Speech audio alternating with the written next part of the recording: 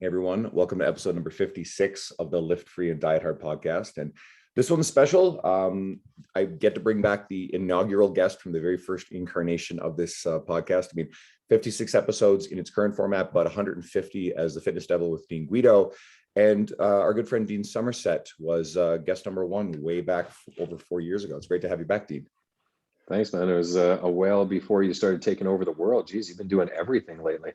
It's been kind of a fun ride. And the irony in it all is you absolutely have been the role model in many of those facets where, it's a public speaking appearance recently, or certainly all the writing for major publications and, T Nation. I kind of dual found you both writing for T Nation and at the same time looking at the company session records and going, wait, this is Dean Somerset guy is like one of the top session producers for this old company that I work for. He's also the T Nation guy. Oh, they're the same person. Very cool. So I've done so much of your continuing education over the years, and no, you've quite genuinely been a significant role model in a lot of this process. And this is my 11th month of my 11-year anniversary. So it's been quite a long ride.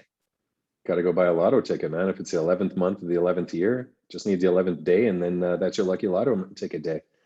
I hadn't thought about that. And you know what? I didn't do the math on which day starts, so I should have figured out which was the 11th day. Might be too I hope everybody listening knows who Dean is. Dean's fairly well established in the grounder fitness industry. You're kind of a mobility injury rehabilitation expert, amongst many other hats that you wear. And but I want to bring you on today. It's been a really long time since I've had you. And I already sort of alluded to the whole thing about, you've been a major, part of my, the path that I've set myself on. And you started in the industry. How long has it been now? You're still a pretty young guy, but you've been doing this, script up on 17, 18 years, almost 20?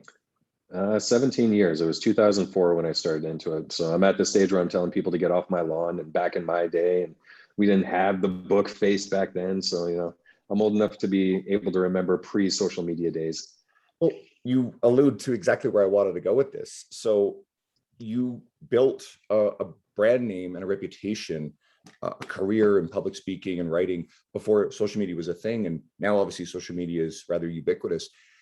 And there was the road that the community that came up through in your generation. Funny saying that because I'm actually a little bit older than you, who wrote for things like T Nation, who wrote for the other publications, and that community of established and known professionals all sort of supported each other. Now, do you think that that's still the best path? I mean, best is a really goofy word, but do you think it's still a viable path for people to establish themselves as fitness professionals? Or do you think that all can be completely bypassed, just by creating a social media name, or some blended nuance of the in-between? Well, the cool thing is that I don't think that there's any one way of doing it. There's multiple ways that you can get there, because now there are so many options to be able to find success. So we've got people who, through no fault of their own, have never trained a live person in the world and are able to rack up 1 million followers on something like Instagram and be able to monetize that and be able to live quite comfortably delivering content that people are wanting and want to pay for. That's great. You've got other people who are juiced to the gills and really good at Photoshop and say, hey, I'm really awesome, so you should come train with me. And they do really well. That's great. You've got people who have never had a social media presence, and through just word of mouth or professional referrals are able to be incredibly good trainers. You've got people working with sports teams who are the best at what they do, but who have no time to go on social media. So the really cool thing is that there's no real best way to do it. It's just the way that works well for the individual in front of you. If I was starting out now, I would definitely be on social media and doing everything I could for free, as far as like the free marketing goes. So YouTube, Instagram, Twitter, Facebook, all that kind of stuff, because that just didn't exist back when I was starting, and it would have made things so much easier. I just was talking to Ben Mudge. I think you probably know who Ben is, and he's in Northern Ireland. And Ben's got over 100,000 followers. Really great guy, very photogenic, great on video. We did, I put him into T Nation, did a collaboration with him, and we got another one in the works. And he's a really good example of someone who, he's been doing this a little while, but he kind of blew up, got a lot of social media traction, in part due to his image, and he's leveraged that. But he's also a credible, qualified, skilled trainer, world-class human being. He's visiting Canada in December, Toronto. And he's like, hey, you know, is that anywhere near where you are? We could hang out. And I'm like, that's a 4-hour flight still. Yeah. Yeah, that's sort of like when I went down to Australia and I was like, hey, I want to go, I'm in Sydney, but I want to go check out the Great Barrier Reef. How far is it? Oh, that's a 4-hour flight halfway up the continent. And that's like, yeah, places are way bigger than you think they are. But at least he didn't ask if you knew so-and-so in Toronto, like all Canadians should. Yeah. I've definitely found that, going back to kind of the original question, following this sort of roadmap that I feel like you and people like Tony Janelcore and a lot of the other successful people who started kind of your era, I found writing was one of the most important things. And I think a lot of people, Jordan Side always talks about the importance of writing long form content. And I still recommend trainers, no matter what they're trying to do to get skilled with it. I found that was the foundation of everything. Once I was already writing for T-Nation and a couple other things. And then I turned around and paid more attention to social media. And that's when that grew. I think a lot of people are still looking to just focus solely on social media. One of my theories, I don't know what your thoughts are on this, is you almost need to have something to back you up a little bit. Someone finds a post that someone shared and go, okay, cool, what else is there? And that's it, just someone who's producing a lot of really like clever quotes. But I think people are looking for YouTube videos, something deeper. Maybe it's podcasting, certainly article writing, and pieces of credibility. So any commentary on that? Absolutely. And a challenge right now is that if you were to look for any information, the first place you would go is Google. So Google is going to look through websites, it's going to look through YouTube, and it is not going to look through non-Google related social media posts. Now, if you're looking for specific information on something like Instagram or Facebook, you might get lucky with the search bar search, but it probably won't give you what you're looking for the same way that Google would if you were doing a search there. Plus, nobody's going to look for something on Instagram. They're going to look for something on Google. That's just what they do. So if you were trying to deliver content that you would want people to find, having a website and then having a YouTube channel would be the way to go. And then you can cross-pollinate that stuff onto Instagram and put it onto Facebook. So you could take the exact same video off of your phone, put that onto Instagram, put that onto YouTube, put that onto Facebook, and then embed that into a website so that way you could be found wherever you were going. And I'll be honest, like most of my personal business from online coaching or anything along that line has come from my website, has come from YouTube videos, has come from writing for T-Nation or other websites. So it's something where it is something that's very valuable and people will find you if you put it out there. So if you have the followers on something like Instagram, they'll see the Instagram post that you put up. But if you want to attract new people, you've got to hope that other people share that information, that other people will find it in the Explore feature. They're not going to find it on Google just because Instagram and Google don't speak well to each other. So you want to be found where people are looking. And that's one of the hardest things for a lot of people to understand is that if I'm looking for something specifically, I've got a way of finding it. And if I can't find you, I'm not going to find you. And I think most of the people who we've seen who are, I tend to think in terms of like credible, evidence-based or reputable parts of our world, even the ones, especially the ones who have larger social media followings, Jordan Side is a wonderful example, have been doing all these other things underlying that way before that their social media blew up. Jordan knows his social media, but he's fantastic on video. He's been doing that for a very long time. He's been writing articles since he was in university. Instead of doing his university coursework, building his website, he's interned with Cressy Sports Performance and Westside Barbell, and he's knows the who's who of the industry. And there's another thing too, is just getting out and actually meeting people and networking. There's so much more depth and richness to creating a brand and a successful career in this business than to just master your social media. I mean, I still think it's really valuable, but I think it helps you grow your social media if you have more depth behind it for people to dive into. A big part of that's also finding your voice. And I don't know if you've seen any of Jordan's original stuff that he put up on YouTube where he's standing there in a polo shirt and trying to sound clinical. That wasn't him. That wasn't good. That wasn't the stuff that he was comfortable with. He was trying to be somebody. And it took him a while to find his voice and find what he was most comfortable doing. I went through the same process. And I know a lot of people have done the same thing where they try to say, I think people want to see this and put that out there versus saying, here's who I am and putting that out there. So it's going to take time for a lot of people to figure out what their voice is and what resonates with people effectively. Once they can figure that out, they're going to reach people more authentically than trying to be somebody that they're not. He talks about having early in his career written articles to try to impress Eric Cressy. and how misguided that idea was. Yeah, it's not going to work that well. I mean, you're not going to out anatomy Eric, and you're probably not going to out strength knowledge somebody like Westside Barbell.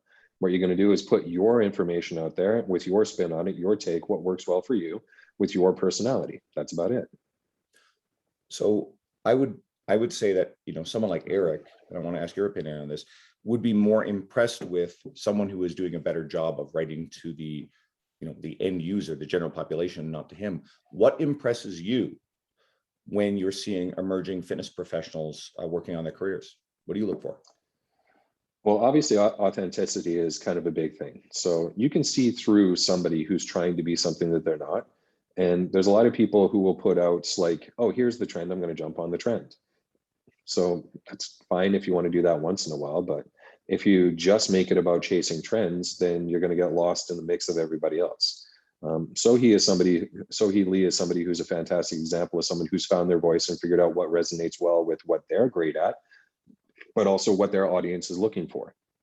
So she's got a really good style of developing content. Spencer Nadolsky is another one. He's a physician who's essentially calls himself a meme doctor, because all he does is put up funny memes, but then he relates that back to clinical insights. And he can talk to you about cholesterol and particle size in the most finite detail, but then he shares a Squid Games meme. And it kind of relates back to all of that information to make it something that's digestible. So if you're incredibly smart at what you do, you found that academic brain, you've got the numbers and letters behind your name that means that you know what you're talking about, it's going to be the hardest thing in the world to reach people who have no idea about what they're talking about. There's still people out there who think that eating celery is going to help them to lose weight. So I don't doubt that it's a part of diet, but just eating celery isn't enough to lose weight. There's going to be people out there who still think that if they lift anything more than 3 pounds, they're going to get big and bulky. And it's just not going to be the case. I mean, 3 pounds is a really good bag weight to carry your wrist wraps to be able to get into the gym to go bench press your max, but it's not really going to be something that's going to cause you to get big and bulky.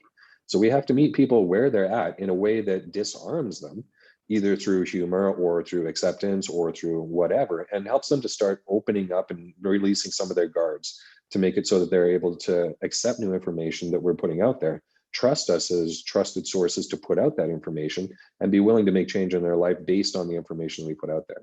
Numbers do not do that for most people. And Spencer and Sohee are phenomenal examples of what we were just talking about. They both grew fairly quick and large social media followings right around the same time Jordan did. 2017, infographics became this big thing.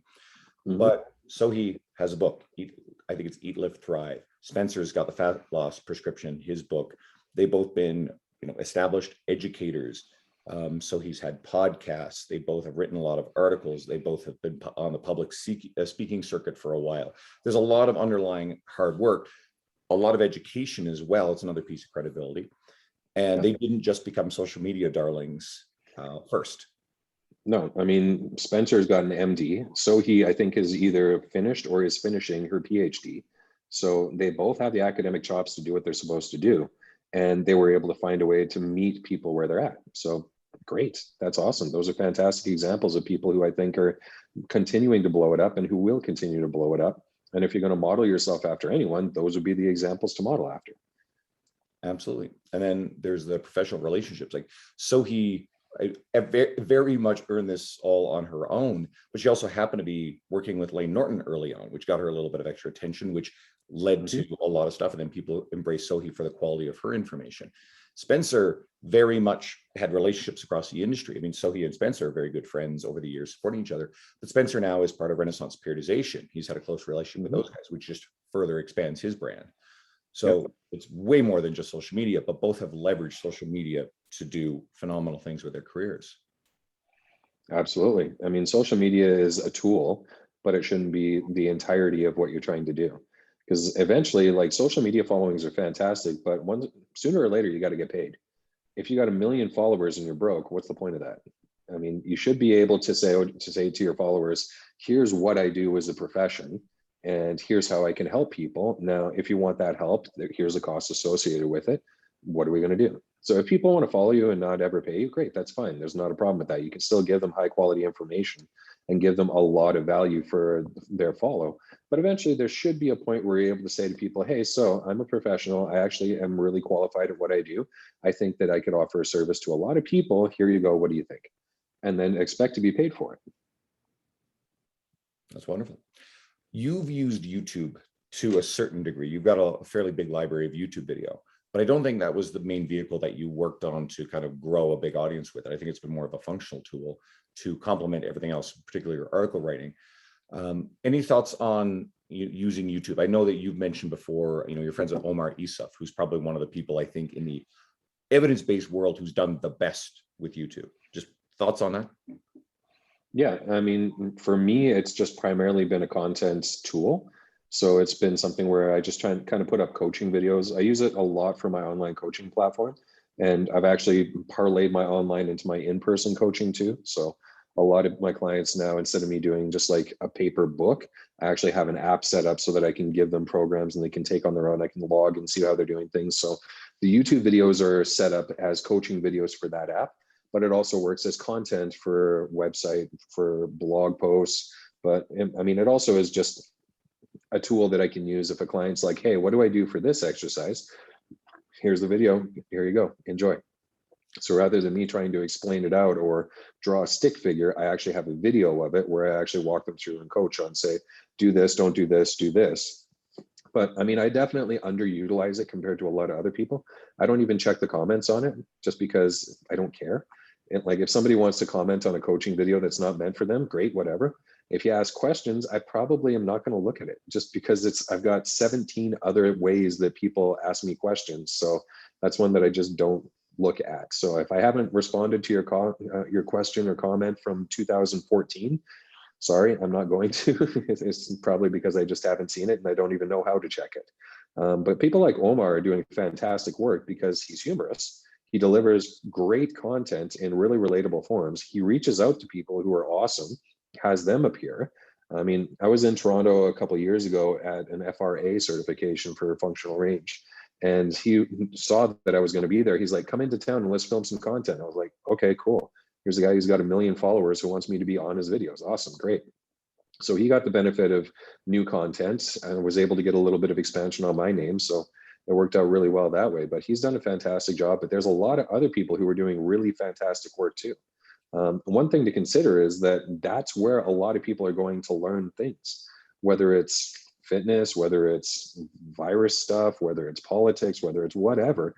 That's where people are going to learn about stuff. I mean, anytime I have a question about what do I do with my house, it's like, I've looked up how to fix my dishwasher. I've looked up how to fix my washing machine. I've looked up how to find the battery terminal in my car so that I could change the battery. It all goes through YouTube. So when people are looking to learn stuff, that's one of the primary resources that they go to. I asked my 20-year-old nephew, what source of social media do you look at the most? He said YouTube. I asked him about Facebook. He's kind of cringed. He's like, why would I do that? Like, that's where my aunts and uncles and grandparents are. Why would I want to go on Facebook?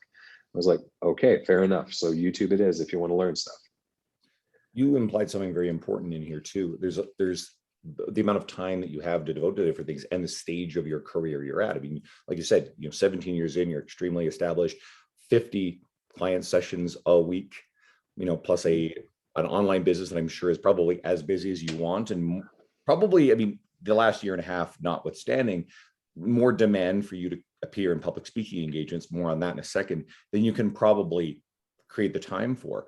So there's a certain point where for you to go out and, try to, go and work intentionally at your Instagram to try to reach 100,000 followers, that probably doesn't serve you or have much value to you. So where are you directing your efforts, your time, and what might not be valuable to you at this stage in your career that might be useful to a coach that is, building their career? Well, right now it's primarily just working with my clients because it's been a busy time getting back into the gym again after multiple shutdowns. So it's just working with a lot of the clients that I'm seeing in person. So getting back into the groove of that and just refinding the love of doing that versus doing just Zoom calls all the time, which has been good. I've still got a lot of clients who are doing Zoom and virtual sessions, but it's something where it's different when you actually are in the gym and feeling that energy. So just being able to get back into doing that. For the online work, it's been consistent, which is great.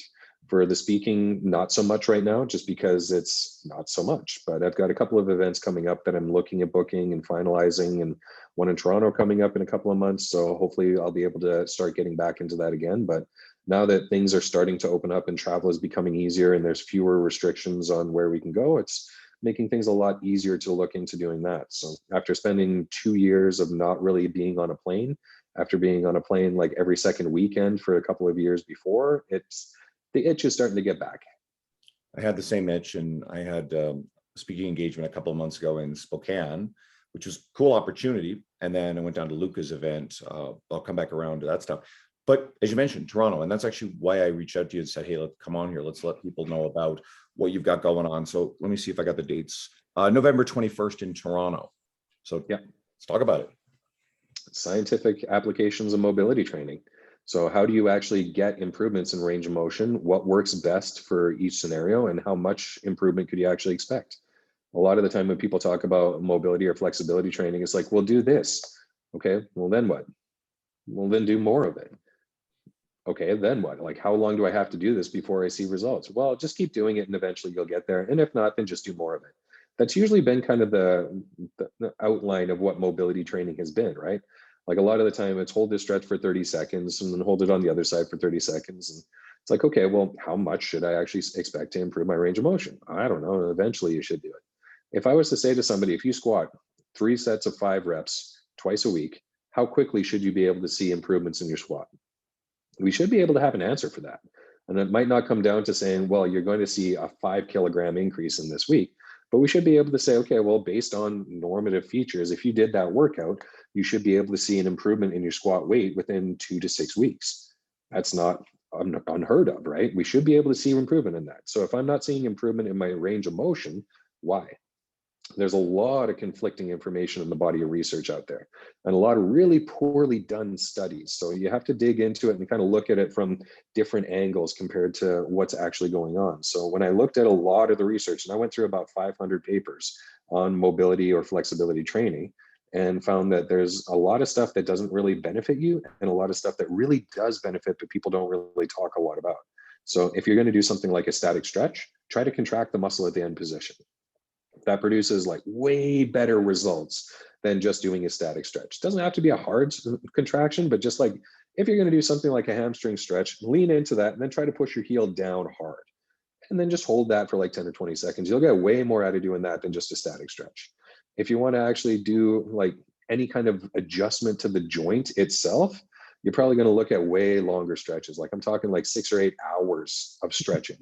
And that's not even an exaggeration. Like a great story is my wife dislocated her elbow a couple of years ago, and she had to wear a brace that pulled her into end range flexion, and she had to wear that for 8 hours, take that off, and then wear another one that pulled her into end range extension, and to wear that for 8 hours every single day for a couple of weeks to progressively regain the range of motion in her arm after it became fibrotic. So when you want to get improvements in joints, it takes a long time. If you want to just adjust neural tension, yeah, that's pretty quick. But when it comes to actually improving mobility training, learning how you can actually assess an individual's mobility or flexibility, figure out what the limiting factor is, and then give them the appropriate modality to see improvements, that's something that's not really done that much. So that's one of the reasons why I wanted to put this course together. And it's only a 1-day course, which is fantastic because a lot of people have very short attention spans. Well, like just listening to this stuff, I'm like, we can't even do this stuff justice in a short podcast. So, I believe in your stuff. I put my money where my mouth is numerous times. With our old company, I went to tons of obviously free course stuff, but I would go and pay to spend 3 days doing post rehab essentials, or go and see you and Tony teach the complete hip and shoulder blueprint, or whatever more complete hip and shoulder version that you guys have concocted in time. Or something that changed my career completely was traveling to the Kansas City Fitness Summit in 2017. And that's where I met Spencer and Sohi and a lot of other industry people. But I went down because you're presenting, right? P2P's presenting, Mark Fisher's down there. So, and that was amazing. So I believe in your stuff. Now, I don't believe I can make Toronto, unfortunately, because I just came back from Seattle and I have to go home to see my folks in Newfoundland in very early November for about a week. But I am going to go see you in Orlando in early February. So there's another event, and I mean, Orlando and Florida, on one hand, Florida has been the complete Wild West.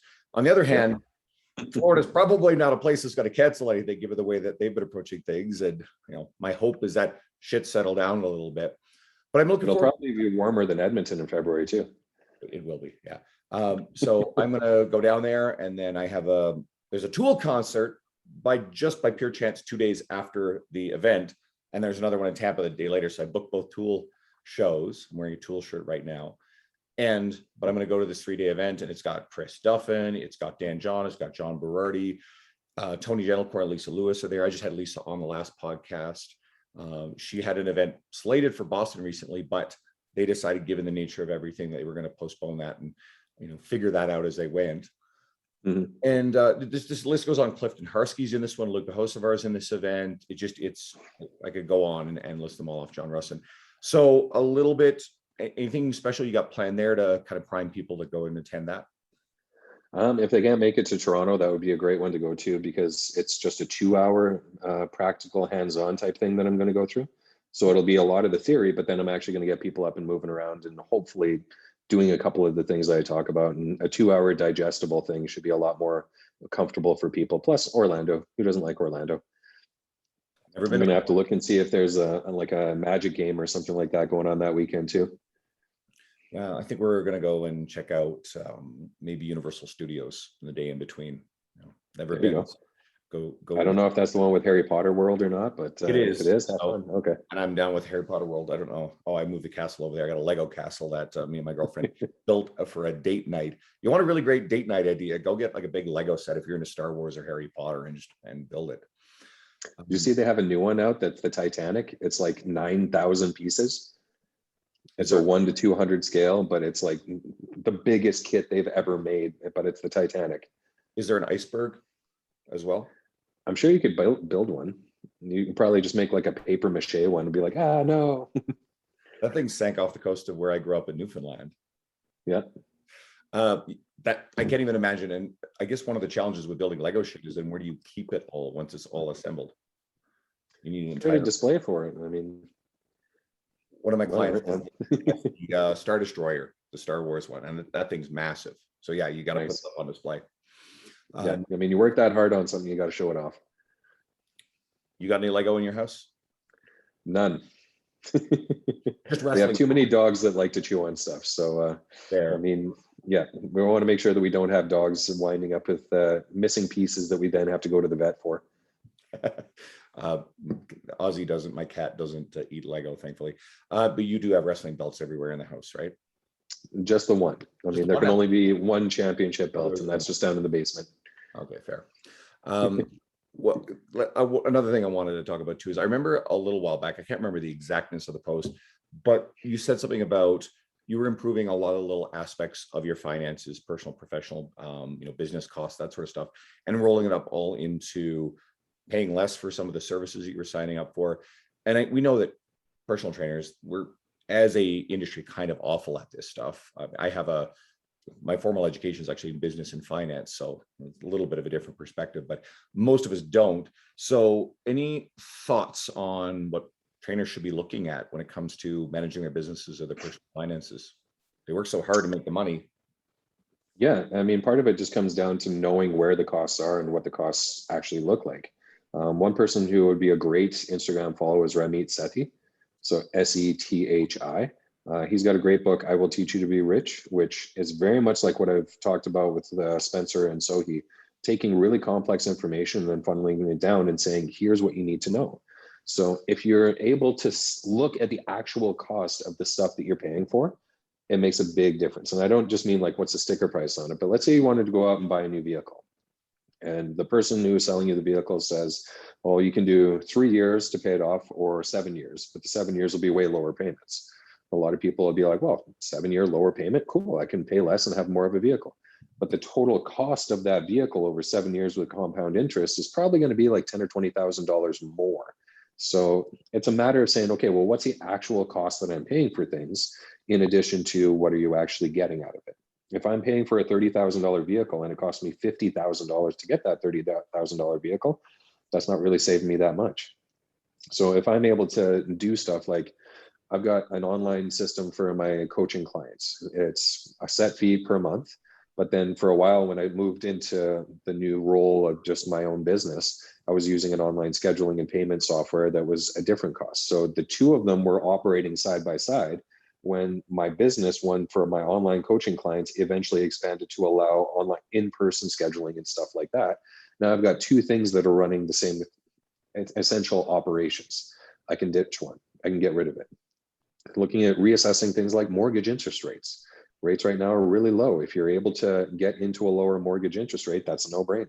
You're not going to become financially viable by skipping a latte or by not treating yourself to a lunch once in a while. You're going to do it by getting rid of the very expensive stuff that's costing you hundreds, if not thousands of dollars a month. So just being able to adjust some things where I was able to move finances over to an automated system, reassess my mortgage, get that reduced, to look at insurance and make sure I wasn't paying too much for too little, saved me a couple $1,000s a year, which last year, that was a big help. I actually just put up a post today, and I like this finance analogy of, instead of trying to save after you've spent, spend after you save. But it extends, the post is about making time for working out. And it's, instead of working out or planning for working out time after you've already consumed all your leisure time and downtime, plan the working out time first. But back to the finance side, for a very long time, I've made sure I have an automatic monthly RRSP contribution. I have done that for quite a while, and then I turned that into my first-time home buyers. In Canada anyway, for the Canadian listeners, you can take out a part of your RRSPs and put it towards your down payment on a house and then repay the loan. So that's an important contribution. And then this year, I actually set up a Wealthsimple account, and I've now been taking a certain amount of money monthly and putting that into index funds. And I don't want to give like investment advice, anything broader than that. I think James Krieger and Chad Landers do something with Fit Pro Financial. They're amazing if you want to get a little deeper into some of that stuff for anyone listening. True. Subscriptions. So there's another one too. There's a really good book, The Automatic Customer, that talks about subscriptions and how a lot of businesses are moving to subscription models. So we have coaches and trainers who are moving in a lot of cases towards monthly, automatically renewable things instead of session block setups. But at the same time, we can also assess what subscriptions are we paying monthly that are, you struggle to turn around and say, oh, I'm going to go cancel this thing. People get locked in magazine subscriptions is kind of the old thing. You can take a look at all your subscriptions and go, all right, I'm paying for Prime and Netflix and Disney and blah, blah, blah. And which ones are valuable and which ones add up, and $8.99 or $11.99 a month doesn't seem like much. But if you've got 10 of those things, well, there's $100 a month going out the door. Do you need them all? Right. So I think it's worthwhile assessing all that stuff. Thoughts, comments? With that, a really good self-audit to do is, if you have an Apple phone, go into your account in your iCloud and scroll down, and it'll show subscriptions. So it'll show all of the active subscriptions that you have and what you're paying each month. Are you using them? If not, delete and automatically cancel that subscription. I think they have something like that for Android as well.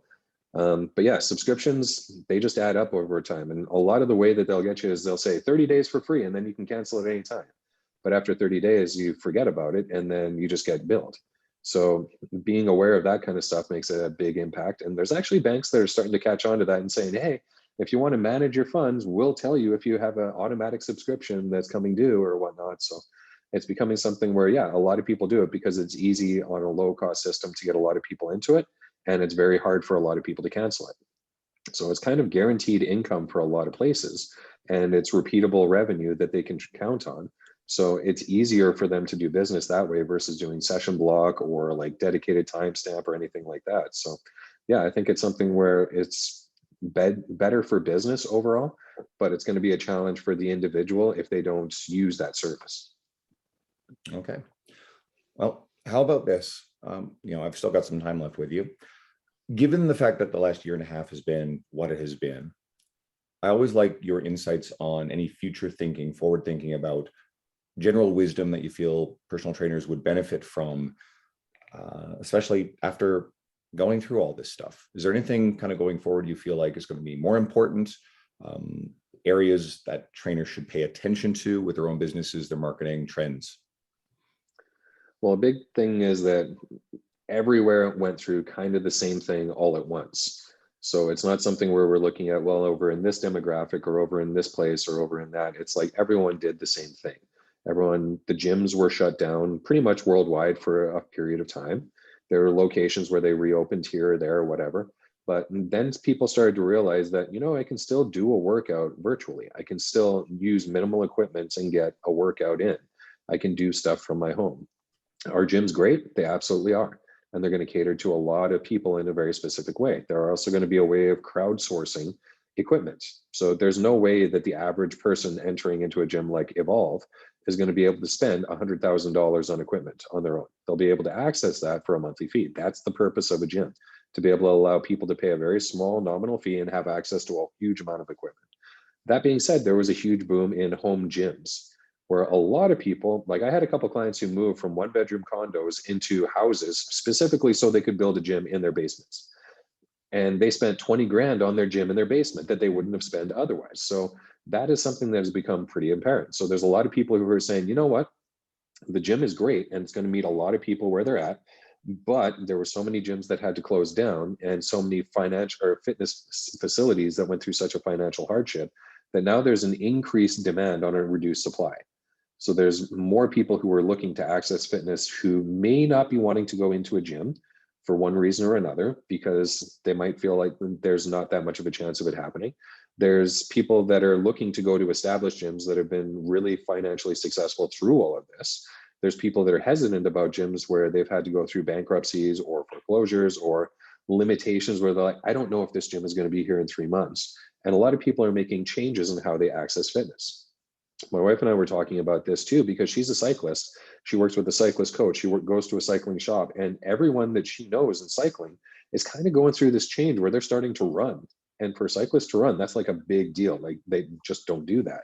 And there's a lot of people in the fitness industry who are like, you know what, going to the gym was great, but I started hiking or I started biking or I started doing something different. So there's been a big change going on and a lot of people doing new things for the first time that may not necessarily be in the gym.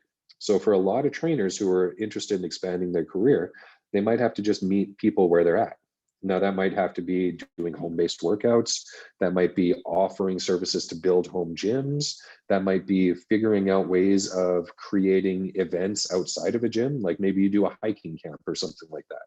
Or there's a lot of ways that you can get people involved in nature. There's a lot of ways that you can do things that are atypical fitness events.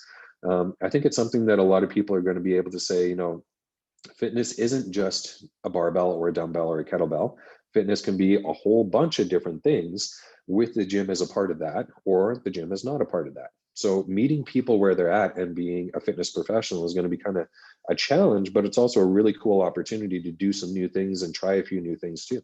There's a lot of fitness facilities that have gone bankrupt, unfortunately, which means there's a lot of available spaces in commercial real estate. If somebody wanted to start a new gym, there's a lot of equipment manufacturers out there that are starting to ramp up production again if you wanted to get new stuff. There's a lot of gyms that did have to go through foreclosures where you might be able to find something fairly low cost.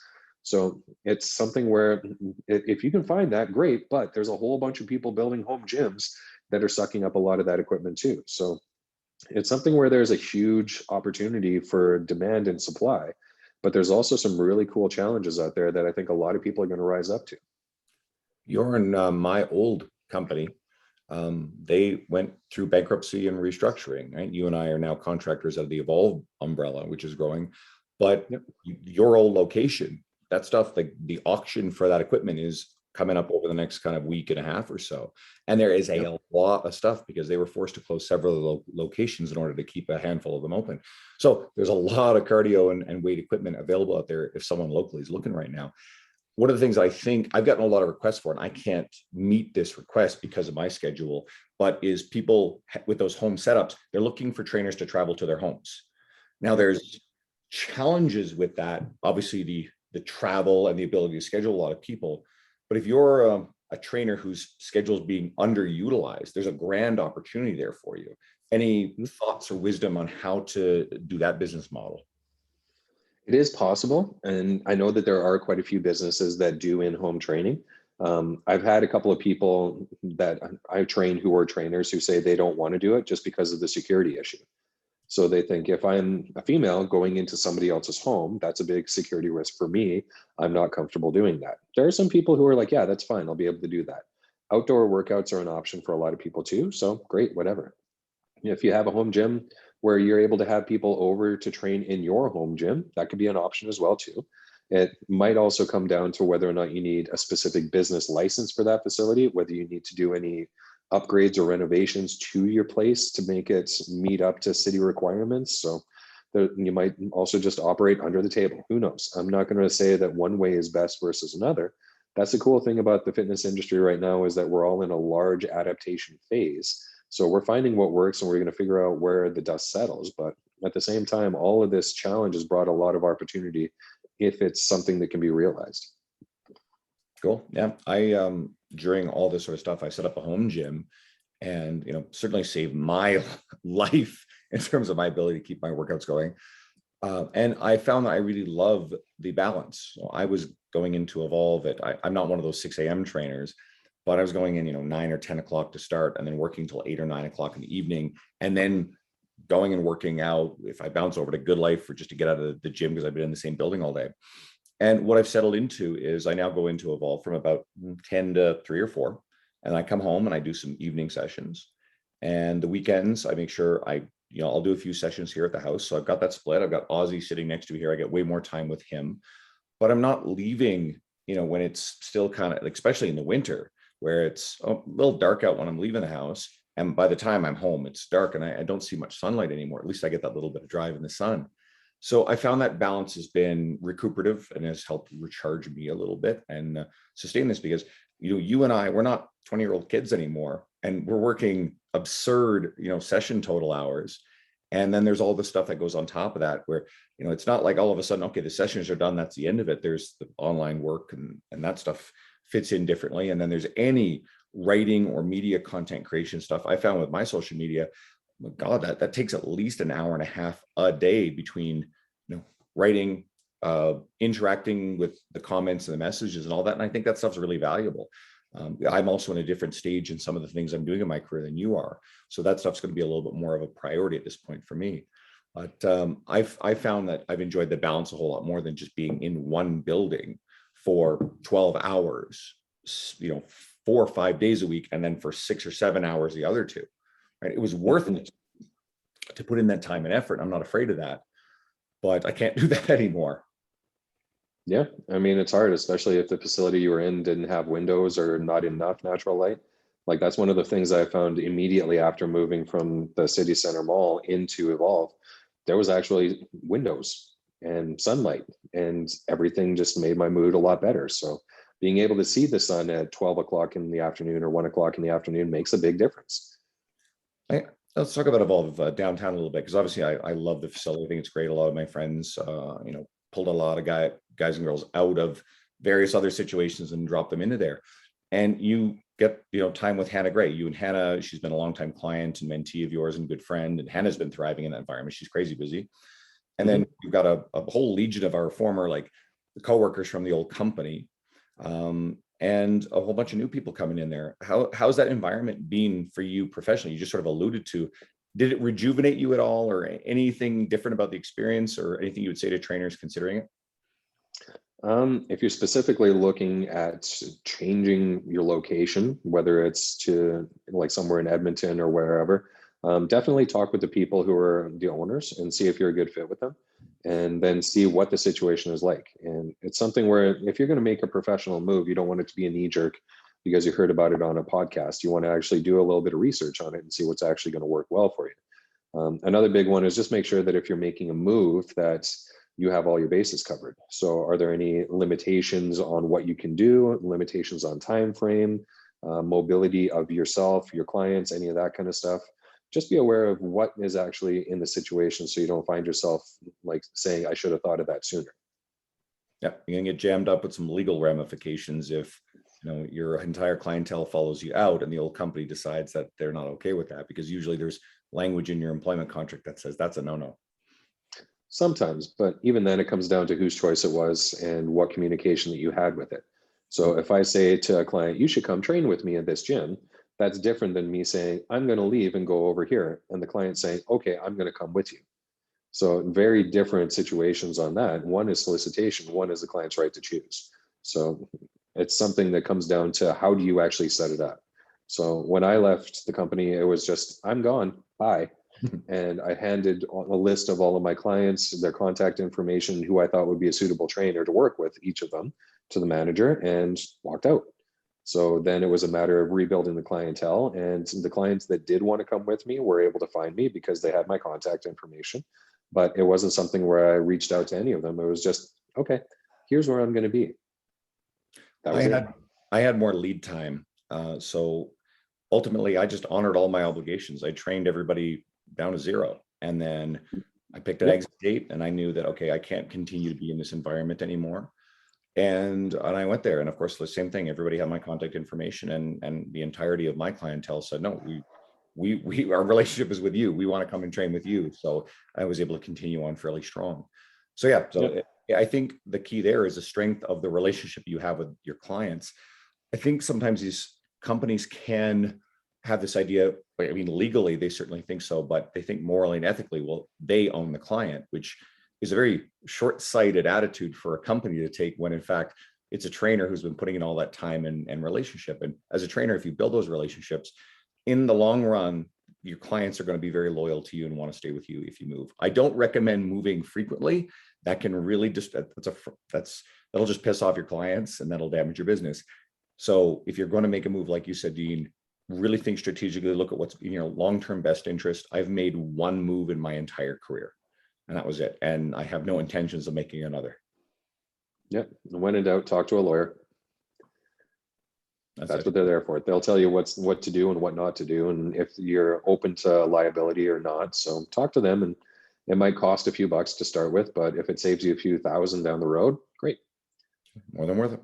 Well, I really appreciate getting you on here. It's been great to catch up. I know you and I haven't had much. That we've both been really busy, and the world has not exactly facilitated a lot of this stuff. And we unfortunately weren't able to pull off the our event in the last 2 years, given everything. We still have.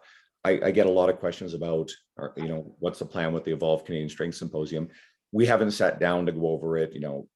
I think I'll leave it at this. We would love to be able to do it sometime in 2022. That is certainly my intention. We'll have to look at scheduling, what's going on in your schedule, what your events are. And if we're able to bring it to everybody, we want to do a really killer job. But the first year went off great. So I'm committing to exploring it to the best of our ability. And if we can pull it off, amazing, because it's something I value. It might just have to be the Andrew Coach show too. Well, if that's what we have to do, but, we have a third partner, John Chung, although he won't get up on the stage. Yeah, he'll just send a manager to organize pulling the strings and make sure that it's all set up and lend the name behind it and make it so that it actually runs. It's kind of a big deal. Well, it wouldn't feel right if you weren't a part of it, but we'll talk, and ultimately if we have anything tangible, we'll update people. But it's going to be well into 2022 before that's a reality. Dean, thanks for coming on. I appreciate it. Let everybody know where they can find and follow you, and get more details on the Toronto event in November. If you like the website, it's deansomerset.com. If you're on the gram, it's dsomerset1. I've actually got 2 accounts. The first one is an old one where I can't remember the password for it, so don't click on that one because I don't think I've touched it in like 5 years, but dsomerset1. For the Toronto events, it's November 21st. We have continuing education credits available for it, and it's a one-day event at Bang Personal Training on Queen Street in downtown Toronto. Awesome. And for anybody listening, I hope by this point you've been already following Dean. If not, I can't recommend Dean enough. Literally, like when I talk about the people that I respect the most, who've had the greatest influence on me professionally in terms of the education I've gotten, Dean is absolutely number one, top of that list. So I can't thank you enough for all the stuff that you've done for my career. So guys, go follow him, plug in with him, engage with him. Don't comment on his YouTube expecting a response. He's not going to respond. And for anybody who, if you're listening to this and you haven't yet contacted me, or if you want to ask me questions, I'm always accessible to it on Instagram, especially at Andrew Coates Fitness. Go follow me there. If you're just somehow finding this episode for the first time through Dean's Media, This is, I think, your fourth appearance. I know you were on 3 times in the old format. You guys can scroll back down and see those. You'll listen to Dean Guido ramble incoherently at times with interesting additions to the conversation. Dean is fantastic. He's doing really well. God, I don't know how old his kid is now. His kid's got to be approaching a year old. His life has changed. Probably, yeah. Yeah, he's doing well. And and maybe if you like what you see, and a lot of other fitness professionals like Tony Gentlecore and Lisa Lewis and Friends of Dean's, Sohi Lee, Spencer Nadolsky have all been on, maybe you'll stick around and check out more. So thanks, Dean, so much. I really appreciate it. My pleasure, man. Thanks for having me on again.